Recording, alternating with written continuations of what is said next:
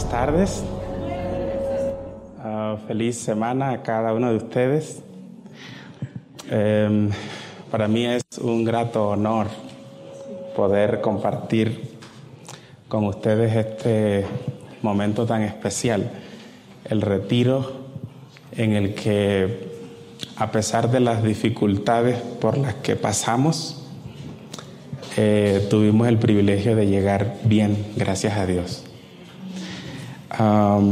Reciban un saludo de la pequeña iglesia ahí en Samaipata, y ellos están apoyándonos también en oración en estos días especiales. Tenía un peso en mi corazón si no iba a alcanzar a llegar, pero el Señor escuchó nuestras oraciones y aparejó todas las cosas y aquí estamos. Orando por el Congreso hace ya algunos meses, desde que conocí la programación y sabía que ustedes estarían aquí, y creo que es una muy buena oportunidad para que Dios hable a nuestros corazones. Y creo profundamente que Dios inspiró o motivó a los organizadores de este congreso para que escogieran frente al tiempo de angustia. Ahora, ¿ustedes creen que es verdad en todo sentido que estamos frente al tiempo de angustia? Ahora, yo quiero compartir con ustedes en esta sesión y en la sesión de mañana solamente un aspecto de los cuales habla el espíritu de profecía, en los cuales nosotros debemos prepararnos para el tiempo de angustia. Aunque la Biblia y el espíritu de profecía hablan de varios aspectos en los cuales nosotros debemos estarnos preparando para el tiempo de angustia, solamente tenemos tiempo para uno. Por ejemplo, voy a mencionar, por lo menos, el espíritu de profecía y la Biblia enseñan que como preparación para el tiempo de angustia, nosotros deberíamos estar establecidos en el campo. Porque en la primera fase del tiempo de angustia, el pequeño tiempo de angustia, cuando nuestros derechos nos sean quitados, todavía no nos están persiguiendo, pero nuestros derechos van a ser cortados y limitados, nosotros tendremos que aprender a depender por la fe en Dios y aprender a proveer para nuestras necesidades, y eso se hace en el campo. Y el espíritu de profecía abunda en muchas de las instrucciones y amonestaciones para el pueblo de Dios hoy. Pero no es ese el punto que voy a tocar. Otro aspecto que menciona la Biblia y el espíritu de profecía tocante a lo que nosotros debemos hacer para preparar frente al tiempo de angustia es que debemos procurar darnos a conocer al mundo, para que cuando lleguen entonces el momento de apuro y nosotros seamos señalados como los responsables de las maldiciones y de las plagas que quejan al mundo, y cuando se nos tilde de una secta peligrosa, entonces la comunidad, por nuestras buenas acciones, por nuestra vida abnegada y sacrificada, puede encontrar una incongruencia en esas declaraciones.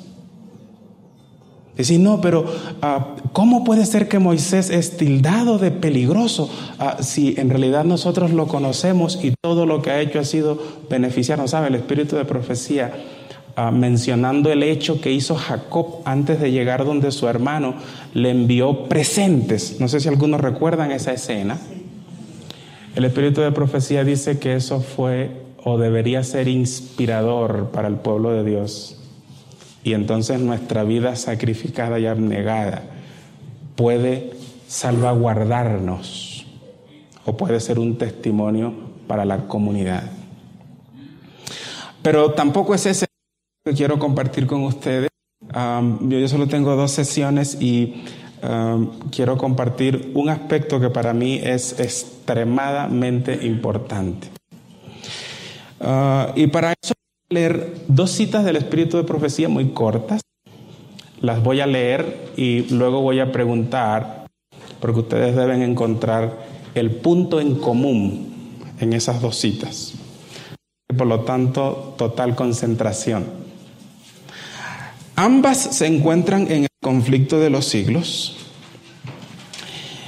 Y la primera está en la página 677 y dice,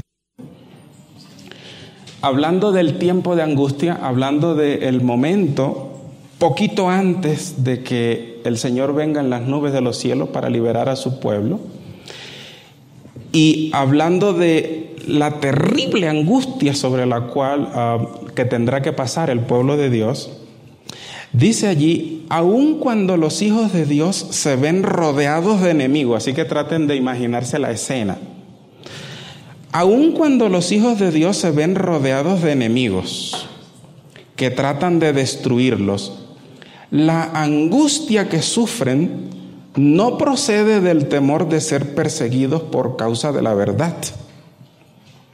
Lo que temen es no haberse arrepentido de cada uno de sus pecados, o que debido a alguna falta por ellos cometida no pueda verse realizada la promesa del Salvador: yo también te libraré de la hora de prueba que ha de venir sobre el mundo.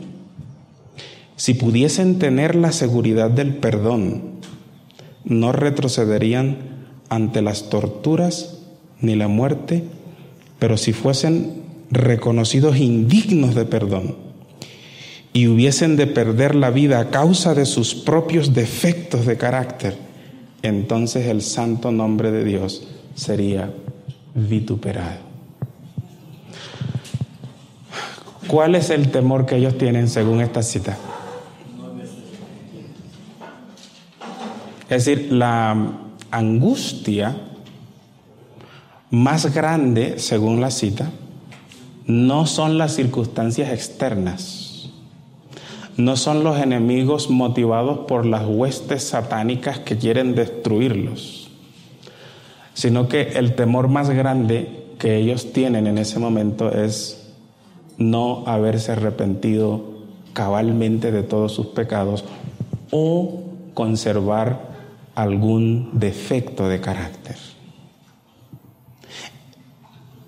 Entonces, en otras palabras, el tiempo de angustia o la crisis de nuestra vida podemos estarla viviendo hoy sin saberlo.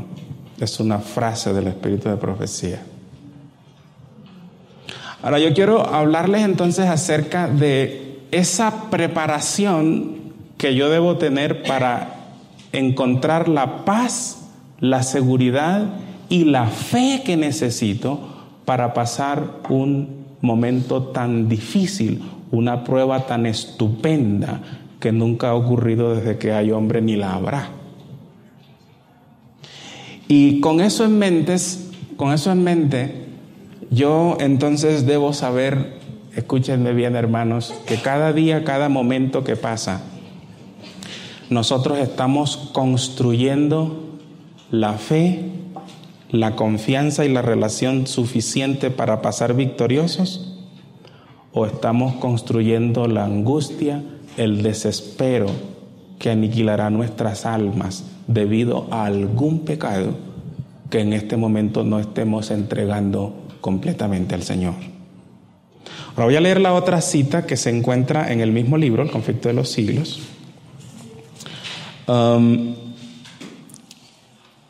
Hablando de Jacob, ustedes recuerdan que la Biblia usa la experiencia de Jacob para ilustrar en alguna medida la experiencia que viviremos al final de la historia. Porque Jacob también se encontró frente a la muerte. Jacob también estuvo rodeado de enemigos que querían destruirles. Pero de manera especial Jacob se vio angustiado porque él sabía perfectamente que todo lo que estaba ocurriendo era consecuencia de su pecado. Y el espíritu de profecía hace una descripción vívida de cada detalle de la experiencia de ese hombre. Y luego comenta lo siguiente: si Jacob no se hubiese arrepentido escuchen la palabra aquí, esta es la palabra clave de la cita. Si Jacob no se hubiese arrepentido previamente del pecado que cometió al adueñarse fraudulentamente del derecho de primogenitura, Dios no habría escuchado su oración. ¿Cuál oración? ¿Qué oración fue esa? ¿A qué oración en específico se está refiriendo en esa cita? Fue a la oración que hizo en las orillas del río Jabot la noche de su angustia.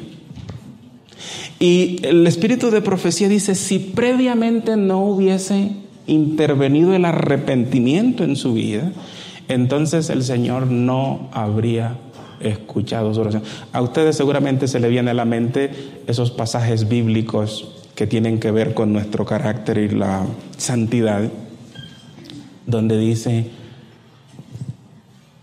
las escrituras en el Salmo 68, el verso 16, dice: si en mi corazón hubiese visto yo la iniquidad, ¿el Señor qué? El Señor no me habría oído. Ahora, una de las cosas que en ese capítulo que está en el conflicto de los siglos se llama el tiempo de angustia, yo conté por lo menos unas 16 veces donde la hermana White declara que el pueblo de Dios ora incesantemente.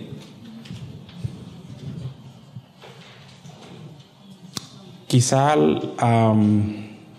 nosotros nunca hemos tenido esa experiencia en tiempos de paz, pero cuando nos veamos cercados y cuando estemos realmente frente al tiempo de angustia, ustedes se acordarán de mí. Ustedes van a orar como deberían estar orando ahora, van a orar intensamente, pero hay una gran probabilidad de que no seamos escuchados por el Señor, porque el momento de prepararse para enfrentar ese momento con fe, con esperanza y con la seguridad de ser guardados por su mano, es ahora. La cita continúa diciendo que el Señor no lo habría oído, ¿verdad? Obviamente no se arrepiente del pecado que cometió. Así, ella usa el ejemplo, así en el tiempo de angustia, si el pueblo de Dios conserva pecados aún inconfesos, cuando lo atormente el temor y la angustia, sería aniquilado. La desesperación acabaría con su fe y no podría tener confianza para rogar que Dios le libre. ¿Qué les parece esa declaración? Entonces yo tenía pensado hablar de un montón de cosas, pero cuando leí estas dos citas quedé muy preocupado y quiero compartir entonces ese peso que tengo en el corazón con ustedes. Nosotros hoy estamos construyendo la forma en la que vamos a enfrentar o pasar la prueba. Y de nuestro cotidiano vivir, yo no sé cuántos de ustedes son conscientes de eso, pero de nuestro cotidiano vivir o de nuestro accionar hoy, nosotros seremos victoriosos o no. Y quisiera ilustrar ese punto con la experiencia de algunos hombres, algunas biografías bíblicas de individuos que tuvieron que se encontraron frente al tiempo de angustia en sus vidas. Y hay una clave. Yo encontré al repasar la experiencia de ellos, encontré un aspecto muy importante, me gustaría resaltar con ustedes, que puede darnos a nosotros una gran lección y a la vez es un motivo de reflexión en cuanto a lo que es en este momento nuestra experiencia cristiana. El primer ejemplo lo encontramos en el libro de Isaías, en el capítulo 38. Yo quiero que me acompañen por favor allí con sus Biblias, el libro de Isaías, al capítulo 38, y vamos a leer desde el versículo 1 hasta el versículo 5. Isaías 38, desde el versículo 1 vamos a leer hasta el versículo 5. Aquí nos encontramos con un hombre frente al tiempo de angustia, porque el Señor le envió un mensaje con el profeta Isaías, y el mensaje consistía en lo siguiente. El versículo 1 al final dice: ordena tu casa, porque ¿qué va a pasar? Morirás ciertamente y no vivirás. Ahora, ¿qué les parece esa noticia? ¿Es agradable la noticia? Es angustiante la noticia, porque había un juramento de Dios de por medio: morirás ciertamente. Ahora, esa es la experiencia que vivirá el pueblo de Dios en este momento, frente a la muerte. Ahora, Dios y oró precisamente lo que va a hacer el pueblo de Dios. Pero noten, porque en la oración del rey Ezequías aparecen algunos elementos que tienen que necesariamente hablar a nuestro corazón. Ahora, él dice en el versículo 2: entonces volvió Ezequías su rostro a la pared. Esa expresión denota angustia, dolor, temor, desesperación, y buscó entonces en Dios la respuesta a su tiempo de angustia. Volvió el rostro a la pared e hizo oración a Jehová y dijo, ahora escuchen la oración que él hizo a Jehová: oh Jehová, te ruego que te acuerdes ahora que he andado delante de ti en verdad. He andado delante de ti con corazón íntegro. Yo les pregunto, ¿podríamos nosotros orar así también?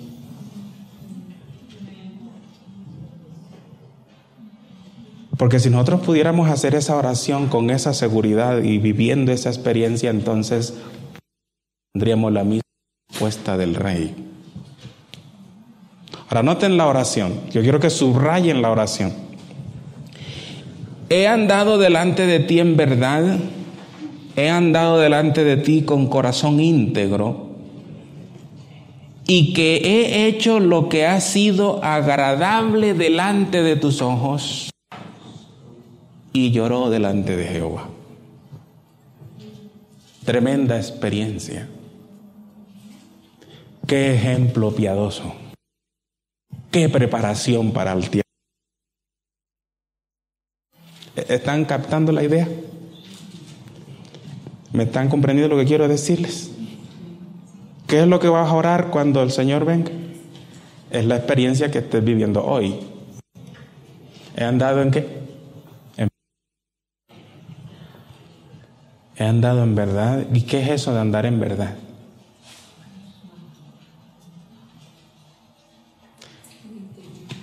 ¿Qué es eso de andar con corazón íntegro delante de Dios? Y no solamente verlo, sino mencionarlo delante de Dios. Es decir, que este hombre era íntegro de verdad.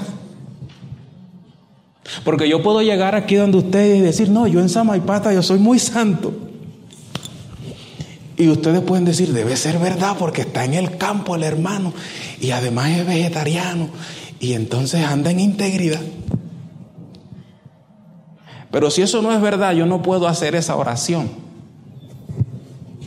¿Me está comprendiendo? Es decir, yo puedo tal vez aparentar y lograr engañar a algunos de ustedes Pero yo no podría hacer esa oración delante de Dios para decir, oh Señor, líbrame, porque yo siempre he sido ¿qué? Íntegro.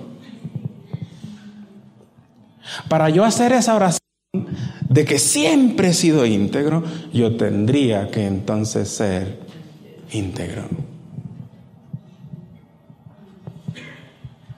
Ese que dice el Espíritu de profecía, que los que son hallados fieles y serán librados en el tiempo de angustia son los que prefieren morir antes de cometer un solo acto malo. Mis hermanos, toda la otra demás preparación es importante, pero secundaria.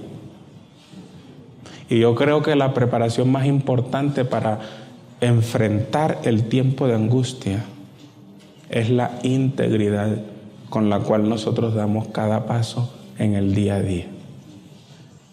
Ahora, después que este hombre hizo esa oración,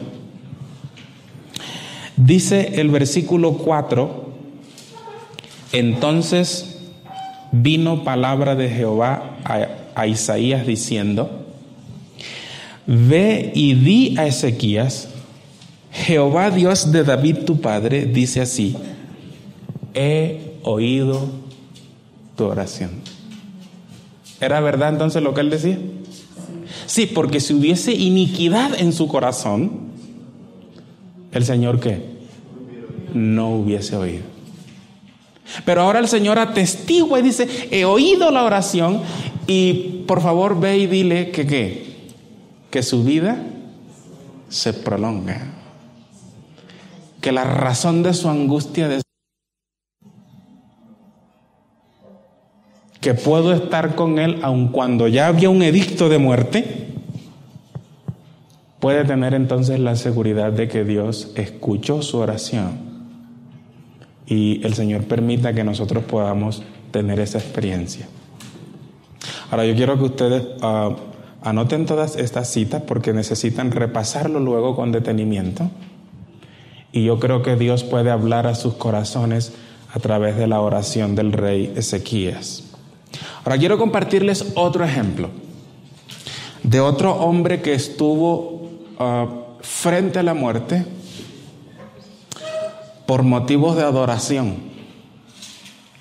Ahora, como fue por motivos de adoración, entonces es un ejemplo perfecto para ilustrar la experiencia que tendrá el pueblo de Dios al final de la historia. Y ese hombre es Daniel. ¿Ustedes recuerdan Daniel? Hubo un edicto real que iba en contra de la conciencia. Y entonces Daniel se mantuvo firme, fiel a la convicción y a la obediencia a Dios. Y fue acusado delante del rey por violar el edicto y fue sentenciado a ir al foso de los leones. ¿Qué les parece esa noticia? ¿Angustiante la noticia? ¿Alguien ha tenido la experiencia de ver de cerca un león?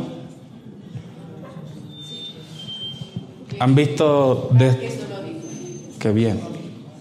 Ahora, ¿han tenido la experiencia de ver cómo destroza un león sus presas? Y podrían imaginarse a un león hambriento que se tiene exclusivamente a ese castigo. Ahí va Daniel.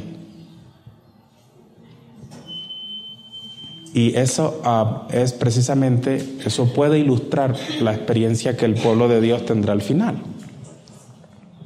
Y entonces el rey, que fue engañado, porque una de las cosas que nosotros hemos aprendido a lo largo del desarrollo de la historia y de la profecía, es que el principal enemigo de Dios no es el poder civil. El principal enemigo del pueblo de Dios son los religiosos. Y que cada vez que Satanás maquina y prepara sus planes para destruir al pueblo de Dios, el poder civil es usado para lograr ese fin. Y el rey, que fue engañado, al darse cuenta de eso, trató de librar a Daniel. ¿Ustedes recuerdan? La Biblia dice que él trabajó toda la tarde. No fue posible. Le tocó echarlo porque la ley de Media de Persia no podía quebrantarse. Pero se fue a dormir tranquilo a su casa. No, estaba llorando, angustiado. Y entonces en el capítulo 6, quiero que vayan conmigo ahí, del libro de Daniel, aparece un detalle que puede pasar desapercibido a los ojos del lector casual. Pero en el versículo 19, esto está ocurriendo la mañana siguiente, cuando ya Daniel pasó toda la noche en el foso. En el versículo 19 dice: el rey pues, ¿están conmigo allí? El rey pues se levantó muy de mañana y fue apresuradamente al foso de los leones. Y acercándose al foso, llamó a voces a Daniel con voz triste y le dijo, ahora escuchen esto, ahora escuchen la forma como el rey se dirigía a Daniel. Daniel, siervo del Dios viviente, el Dios tuyo, a quien tú continuamente sirves, ¿pudo librarte? ¿Qué era lo que sabía el rey de Daniel? ¿Cómo servía a Dios Daniel? Continuamente. Y basado en ese servicio continuo, basado en esa obediencia sin intervenciones del mal, basado en esa vida que era íntegra porque coincidía con sus oraciones y con lo que hacía, entonces hasta el mismo rey tenía esperanza. ¿Me están comprendiendo? Hasta el rey tenía esperanza. Dice, no, yo creo que lo libró porque él que sirve a Dios de manera continua, y sería injusto que el Señor lo deje perecer en las garras de los leones. El Dios vivo, el Dios de los cielos, el Dios al que tú sirves, seguramente no faltó a su promesa. Daniel, te libró. ¿Cuál fue la respuesta? Me libró, rey. ¿Era verdad eso? ¿Era verdad eso? Claro que sí. Claro que sí. Ahora yo quiero preguntarles a ustedes, porque es muy bueno que yo pueda explicar un poco en qué consistía el servicio continuo de Daniel. En el mismo capítulo, los primeros versículos, bueno, ustedes saben cuál fue la razón por la que él fue echado ahí, ¿verdad? Era envidia. Y lo primero que se intentó no fue encontrar una falta a través de su religión, sino que se trató de encontrar una falta a través de su trabajo, de su día a día, de su cotidiano vivir. La Escritura menciona que el rey tenía 120 sátrapas o gobernantes en todo su imperio. Y sobre esos 120 había 3 gobernadores más. Y Daniel era uno de ellos, pero era mayor que ellos. Así que tenemos ahí a 120 individuos, más 3 individuos más, los 123 personas,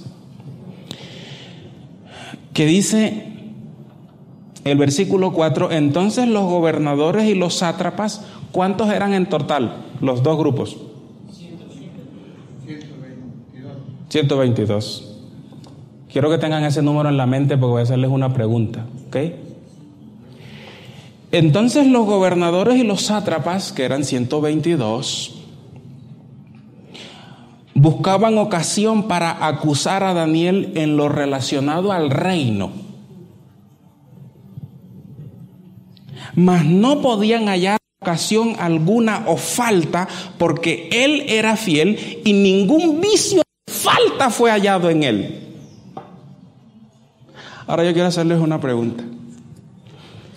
Imagínense 122 personas que anden detrás de usted para ver si encuentran algún defecto en su vida. ¿Será que lo encontrarán? ¿Creen ustedes que sí? Saben que yo no necesito 122, yo necesito nada más una. Mi esposa. Y si ustedes quieren saber la calidad del cristianismo que yo vivo, tienen que hablar con ella. Porque ahí es donde está el meollo del asunto. Pero Daniel no solo tenía una, tenía 122 personas que estaban deseosos de destruirlo, de acusarlo, pero no le dio ni un solo motivo. ¿Qué les parece? Con razón el rey dijo: te libró porque tú sirves a Dios ¿cómo? Continuamente. ¿Cómo está sirviendo usted? ¿Qué dice la gente de usted? ¿Qué opinan los demás? Hasta el mundo debería tener esperanza de que nosotros vamos a ser librados, porque el rey lo tenía, aunque era un rey pagano. Pero el rey pagano, a pesar de que vivía en una vida de lujurias y el pecado lo tenía cegado, no lo cegó lo suficiente para no contemplar la vida piadosa del siervo de Dios. Con voz triste dijo: te libró el Dios tuyo, el Dios del cielo, al que tú le mantienes sirviendo. Y entonces, queridos hermanos, ese ejemplo está ahí. ¿Saben por qué? Para amonestarnos a nosotros en quienes los fines de los siglos han parado. Tenemos algo que aprender de la historia de Daniel. ¿Nos vamos a ver nosotros al igual que él frente al tiempo de angustia? ¿En qué se va a basar entonces nuestra fe, nuestra confianza de que Dios pueda oír e interceder en nuestro favor? En que al igual que el rey Ezequías y que Daniel, nosotros podamos presentarnos a Dios sin ningún pecado inconfeso o con un defecto de carácter que no pueda hacer posible las promesas de Dios. Ahora quiero compartirles otro ejemplo bíblico de otro hombre que se encontró frente al tiempo de angustia y que pasó por pruebas tremendas y que solo pueden compararse con el gran tiempo de angustia. Y esa es la experiencia de Job. ¿Ustedes recuerdan a Job? Recuerdan que en un día llegaron varias noticias, ¿verdad? Muy buenas noticias. Noticias angustiantes. Pienso que más angustiante que la muerte misma. Y entonces, al igual que en el tiempo de angustia que todavía tenemos en el futuro, la guerra era espiritual. Y ustedes recuerdan que Satanás había hecho un reto a Dios. Dios, si tú privas a Job de sus comodidades, de su salud, de todo lo que tiene, entonces Job va a maldecir o va a blasfemar en tu rostro. Ahora, ¿por qué creen ustedes que Satanás hablaba con tanta propiedad, con tanta seguridad? Porque eso es lo que él había logrado con la mayoría de nosotros. Si cambian las circunstancias, cambia nuestra fidelidad.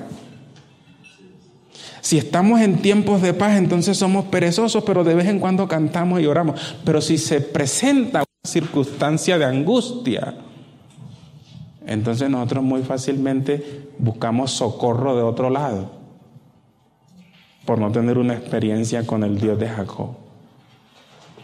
Y entonces, en ese momento Job era sencillamente el instrumento, ¿verdad? Pero la guerra era espiritual. Y lo que estaba en juego era el honor de Dios y el testimonio de Satanás. Y saben ustedes que esa es la misma experiencia que va a repetirse al tiempo final. Porque el Señor dirá de los victoriosos: aquí están los que guardan a Dios. ¿A quién se los está mostrando?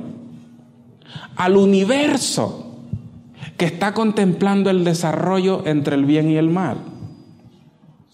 Y al igual que el pueblo de Dios al final, Job tuvo una angustia tremenda. Pero saben, el libro de Job registra algunos discursos y algunas oraciones de Job. Y es uno de los patriarcas que más admiro, pero hoy con ustedes quiero compartir una de esas tertulias o de esos argumentaciones que él tenía a solas con Dios. Saben ustedes que él, en cierto sentido, cuestionaba a Dios por lo que estaba permitiendo que ocurriese, sin entrar en la blasfemia. Porque él decía: aunque me mate, confío en él. Pero de vez en cuando Job expresaba naturalmente por su humanidad, quería tener respuestas a su situación de angustia. Porque lo que más causa ansiedad y angustia es cuando el ser humano no puede tener la respuesta a la pregunta ¿por qué? Ahora, quiero que noten en el capítulo 29, libro de Job, el capítulo 29, a partir del versículo 12.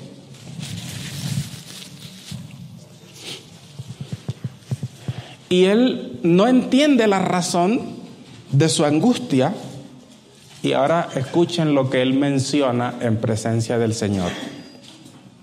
Dice el versículo 12: porque yo libraba al pobre que clamaba.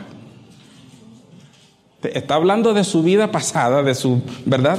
De ahí donde está afligido, de ahí hacia atrás. Él va a hablar de su conducta.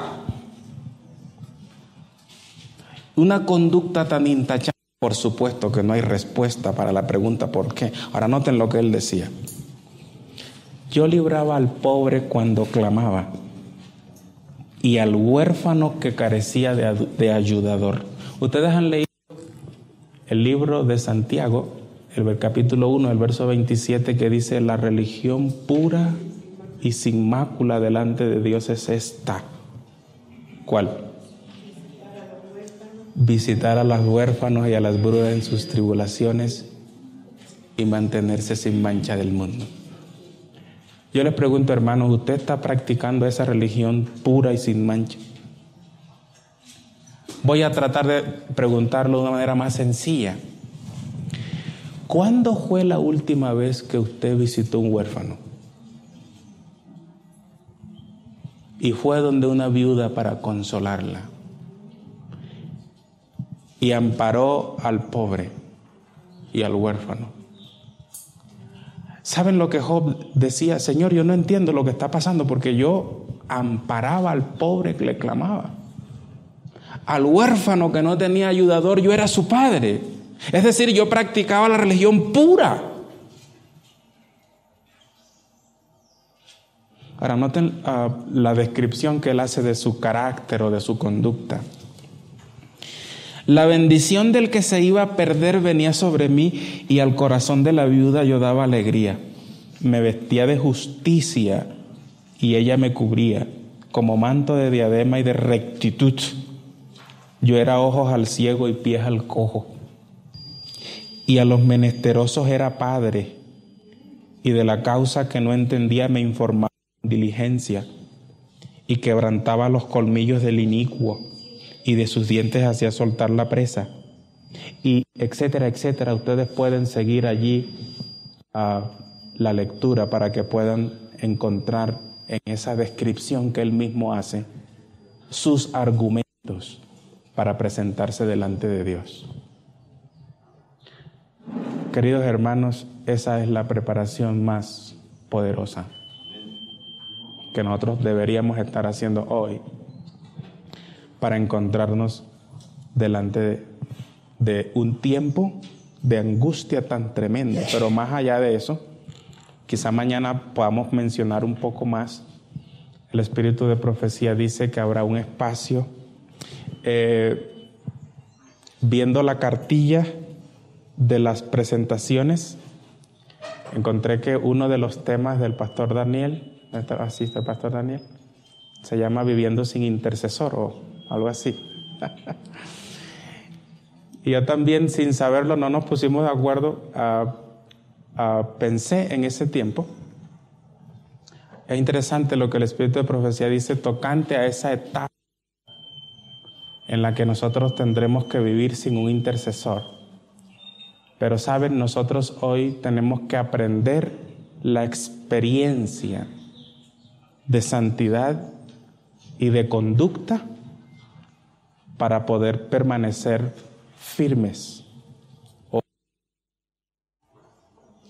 ser sellados previamente y permanecer en un tiempo en el que ya no habrá más sangre expiatoria.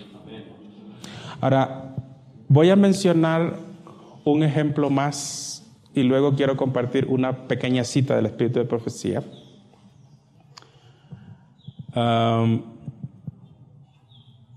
El ejemplo es el de los 3 jóvenes hebreos. ¿Ustedes recuerdan? Por motivos de adoración también tuvieron frente a la muerte. ¿Se parece eso a la experiencia del pueblo de Dios al final? ¿Verdad que sí? Y saben, hay algunos detalles que seguramente ustedes van a ver o van a encontrar en la presentación de los demás oradores. Pero hay algunos detalles que yo no quisiera dejar pasar por alto. Dice allí en el libro de Daniel, en el capítulo 3. Ahora ustedes saben que el capítulo 3 es la descripción de la imagen que se levantó y el culto que se formó en torno a ella. Y la imagen del capítulo 3 es la rebeldía, la no aceptación del plan que Dios había revelado al rey en el capítulo 2. Y entonces, por decreto real, después del sonido de la música, todos debían inclinarse para adorar la imagen. Ahora, note lo que dice el versículo 8. Por esto en aquel tiempo algunos varones caldeos vinieron y acusaron maliciosamente a los judíos. ¿Acusó a los judíos? Dice que no fue el poder civil. ¿Ustedes saben quiénes eran los caldeos? Eran los sacerdotes, eran los religiosos en ese tiempo. Y el poder civil siempre fue, y en eso consiste el vino, la adulteración, cuando el poder religioso se vale del poder civil para imponer sus doctrinas o sus dogmas. Y entonces, ustedes saben lo que ocurrió. El rey llamó inmediatamente airado a los 3 jóvenes. El rey tenía consideración por ellos. Les dijo, vamos a darle una oportunidad, muchachos. ¿Saben por qué el rey le dio una segunda oportunidad a ellos? Porque ellos habían hecho lo que el espíritu de profecía recomienda. Ellos se habían dado a conocer por su buena conducta, por su vida sacrificada y abnegada en favor de otros. Así que el rey, aunque ya estaba enojado, dijo, Ahora, ustedes saben que Nabucodonosor no era normalmente un rey de segundas oportunidades. En este caso, él dijo, vamos a hacer que suene una vez más. ¿Ok? Y ustedes se arrodillan. De no ser así, el horno lo vamos a calentar 7 veces más. Qué linda noticia, ¿verdad? ¿Saben ustedes que el espíritu de profecía dice que habrá un momento en que los gobiernos del mundo autorizarán a cualquier ciudadano para que nos maten? ¿Eso es angustiante o no? Ahora, yo creo que ustedes se imaginen lo que está pasando por la mente de estos 3 muchachos. El horno 7 veces es una exageración, pero eso mostraba la ira con que las potestades de las tinieblas querían destruir a estos 3 jóvenes que no pudo manchar ni corromper. ¿Alguien sabe cuántos judíos habían ahí ese día? ¿Ustedes creen que solo había 3? Había muchos más. ¿Y dónde estaba? ¿Qué estaban haciendo esos más? Estaban adorando. Pero Satanás no pudo corromper ni manchar a estos 3. Y entonces se encendió en ira, y eso lo representa las veces que hizo recalentar el horno. La Biblia dice que Satanás ha descendido con grande ira. ¿Qué lo aira? ¿Qué es lo que Satanás teme más y lo aira más? La vida de alguien que no puede corromper. Y entonces los 3 jóvenes fueron echados al al horno de fuego. Estaba tan caliente que aún los que lo echaron murieron. Pero antes de eso hay una frase que es la que quiero resaltar de la respuesta que ellos dieron al rey. Noten por favor los versículos 16 y 17. Daniel capítulo 3, versículo 16 y versículo 17. Dice el versículo 16: Sadrach, Mesach y Abednego respondieron al rey Nabucodonosor diciendo: no es necesario que te respondamos sobre este asunto. Ahora escuchen bien. Y nuestro Dios, ¿a quién qué? Ahora, no sé si ustedes en esa expresión notan, pero yo veo aquí una relación muy fuerte, muy fina. Porque no era el Dios de sus padres, no era el Dios de los judíos, era el Dios de Israel. ¿Cómo se refirieron a Dios? Aquí, nuestro Dios. Dios de nuestras experiencias. El Dios con el que hemos vivido, no solamente en el momento de angustia, sino el Dios que ha sido nuestro compañero del cotidiano vivir. El Dios que ha intervenido en nuestras vidas. El Dios que nos ha dado la victoria sobre nuestros pecados. Nuestro Dios, ¿comprenden eso? No es el Dios de la iglesia adventista. No es el Dios del mundo religioso. No es el Dios de las experiencias de otros, sino que hoy nosotros debemos estar experimentando ese Dios. Nuestro Dios. ¿A quién qué? ¿A quién servimos otra vez? ¿Recuerdan la experiencia de Daniel? Al Dios al cual tú ¿qué? Sirves continuamente. No era solo la experiencia de Daniel, sus amigos también. He aquí el Dios al que servimos.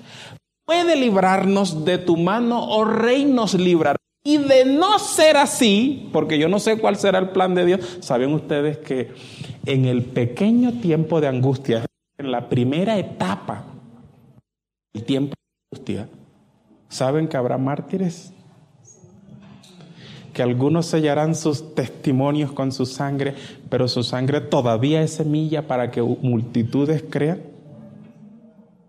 Así que ellos no sabían qué significa la expresión y de no ser así. ¿Qué significa esa expresión? ¿Estaban seguros que Dios los iba a librar? No. Pero saben, escuchen lo que les voy a decir. Los 3 jóvenes hebreos no pasaron por ninguna angustia. La angustia era externa, pero había paz interna, porque ellos conocían el poder de nuestro Dios. ¿Están comprendiendo? Hermano, en realidad nosotros, en este momento de la historia, si Dios nos permite estar allí, no tendremos en realidad una razón mayor para angustiarnos. Si es que en este momento construimos nuestra paz por nuestra conexión con el Señor. Y los jóvenes no pasaron en realidad por ninguna angustia, porque ellos, que Dios tenía el control. De hecho, cuando cayeron allá, donde aparentemente tenía que ser la angustia, era el momento en el que más cerca estaba de su Dios, al cual ellos servían. Así que nosotros no deberíamos tener temor de caer allá,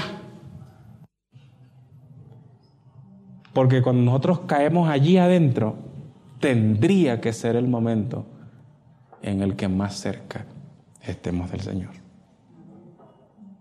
Y entonces esa experiencia la construimos hoy en el cotidiano vivir, en el servirle a Dios continuamente. Y quiero concluir con una cita muy hermosa del Espíritu de Profecía. Seleccioné varias, pero mañana voy a compartir otras más en la sesión que tendré con ustedes. Y también al final del congreso, los que quieren, puedo imprimirlas para que todas las que escogí puedan tenerlas, porque el tiempo aquí no nos da para poder ver todos los aspectos. Pero dice El conflicto de los siglos en la página 678 lo siguiente: los que tarden en prepararse para el día del Señor no podrán hacerlo en el tiempo de angustia. ¿Cuándo es la preparación? Ahora. ¿Y en qué consiste? En servirle continuamente. Ahora, noten lo que dice: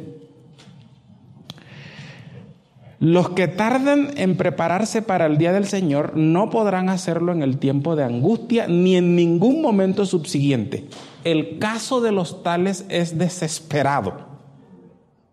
¿Quiénes serán presas de la desesperación? Los que hoy descuiden o tarden o posterguen servir al Señor continuamente. Los cristianos profesos que llegarán sin preparación al último y terrible conflicto, confesarán sus pecados. Saben que también van a confesar sus pecados. Pero la hermana Guay lo que sigue diciendo a continuación es que esa confesión es muy parecida a la que hizo Judas o la que hizo Esaú, la que no tenía un dolor, un odio, sino más bien por el castigo. Pero la cita concluye diciendo que el Señor ¿qué? No las podrá oír. Hermanos, nadie puede tardar su preparación sin correr un riesgo muy grande. Y más allá de todos los conocimientos que usted tenga teórico de las profecías y de los movimientos que se están ocurriendo en el mundo, todo lo que hace el Papa y el presidente y todo lo demás, mucho más importante que eso es que tengas una experiencia de santidad hoy. La Escritura dice: seguid la paz con todos y la santidad, sin la cual ninguno verá al Señor. Esa es nuestra salvaguarda, ese es nuestro escudo. Como dijo Jesús, ahí viene el príncipe de este mundo, pero absolutamente nada tiene en mí. Que esa sea nuestra experiencia. Amén.